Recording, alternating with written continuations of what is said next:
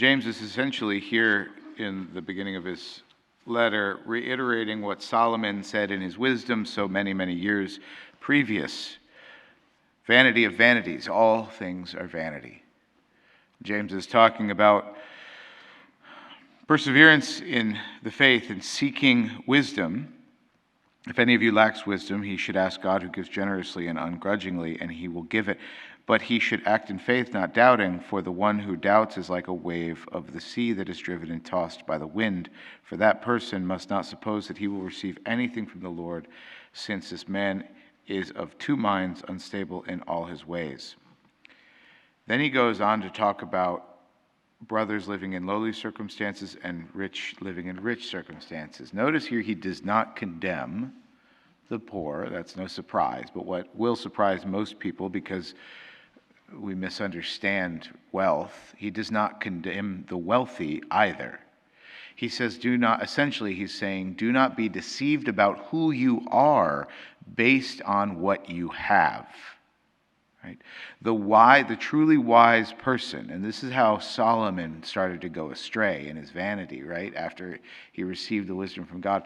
The truly wise person is one who is exactly the same person they are, whether they are rich or poor. And they know who they are, whether they are rich or poor. Their poverty does not deceive them about the quality and preciousness of who they are. And their wealth does not obscure that fact, causing them to think more of themselves in relation to others than they actually are. He's talking to the people in the diaspora, and that's to say those Jews who have been dispersed throughout the Gentile world and who have become Christians. And we are kind of living in a culture today. There's a bit of a parallel where we can sort of relate directly to what he's talking about here.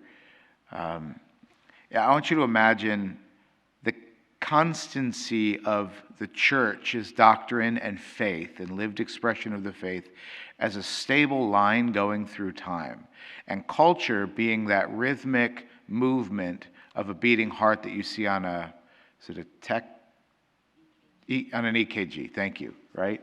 And it's stable for the most part, but then things like, the first part of the 20th century, for example, cause it to do all sorts of, up and down catastrophic movements, right? Occasionally, but it's the exception to the norm, occasionally that line of that heartbeat will come into intersection with the constant stability of the church through time. Occasionally. But then it almost immediately leaves again and goes into another direction. We're not in the end times right now just because everything's going to crap. It happens all the time. We just don't live long enough to appreciate that. What we do need to appreciate is that it is not an expectation of Christians that the world should look like Christianity. James is writing to these Christians in the diaspora because not only are they a new creation, Christianity, Christ has not been ascended for very long at all. They are still very rooted in their lived experience of Judaism, but they're also living in a pagan world. Nobody is there supporting them.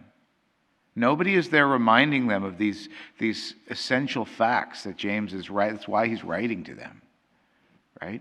Imagine the Jews that have become Christians living in India with a bunch of Hindus, right, or Buddhists or whatever they were at that time. They probably weren't.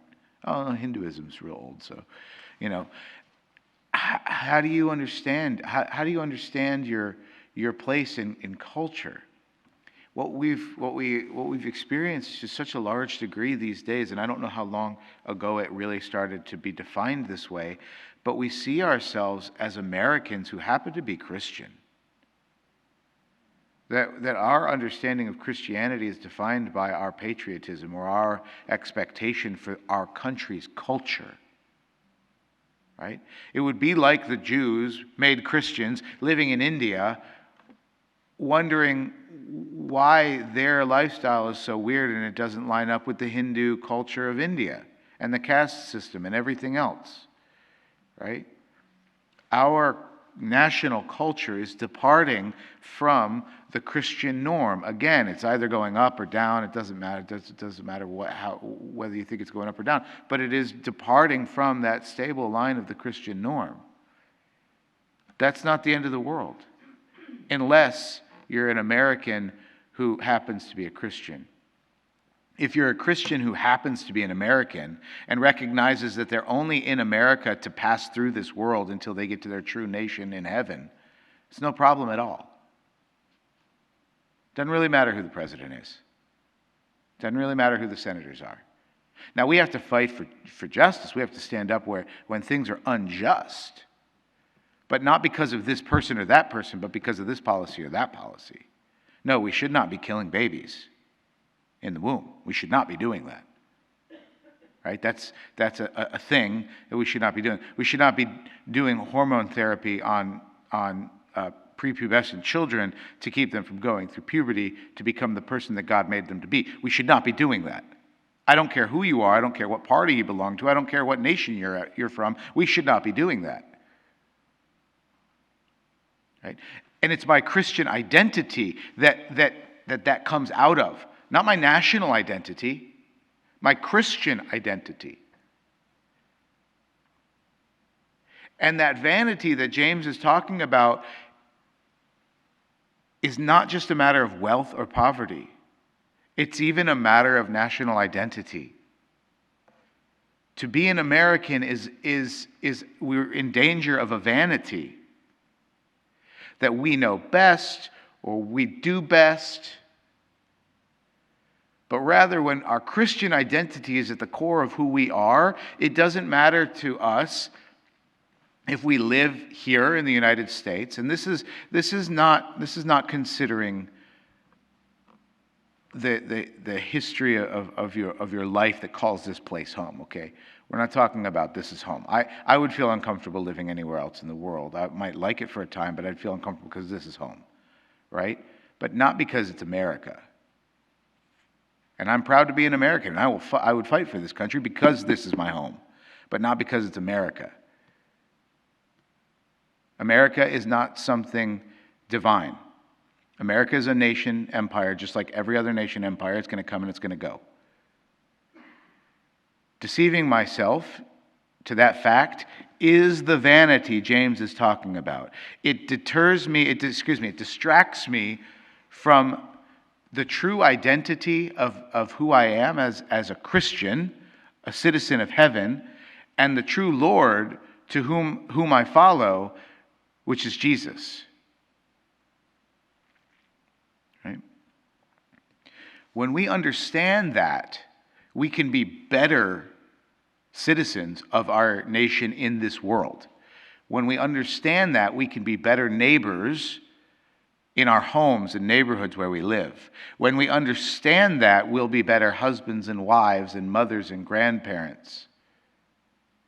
When we understand that, we will not be thrown about, as James says, like one who doubts as a wave of the sea that's driven and tossed about by the wind. But rather we will be riding that steady current that is the life of the church, smooth and straight across time, unperturbed by the up and down of the sporadic heartbeat of the world's cultures. We will be free of anxiety, not for the least of reason being that we will know who we are. And nothing coming or going in this world can take that away from us or add anything to it. We are sojourning, passing through.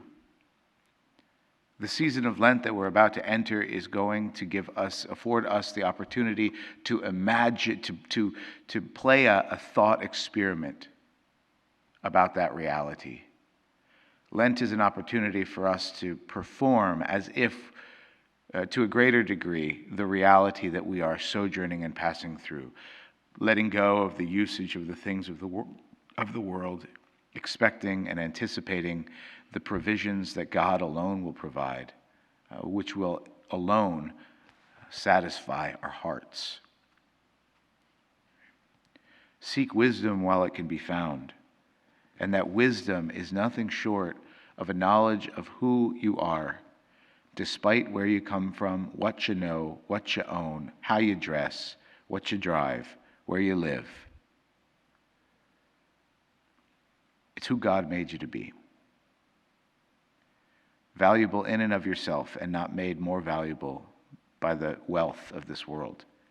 To know that, to be able to see yourself the way God sees you, is true wisdom. That's the definition of wisdom. Because then you're free. You can have or not have, and it doesn't matter. You can use or not use, and it doesn't matter. You can live here or there, and it doesn't matter. This person or that person can rule, and it doesn't matter. We know who we are, the goodness of who we are, and we're willing to fight for that goodness for ourselves and for others, and be at peace with whatever effect or result may come. Let's make sure we stay on that solid, constant, stable, level line that is the life of the church through human history, and let go of that sporadic, arrested heartbeat of the culture that flips and flops all over the place. That's what it means to be wise. That's what it means to be free. That's what it means to be a Christian.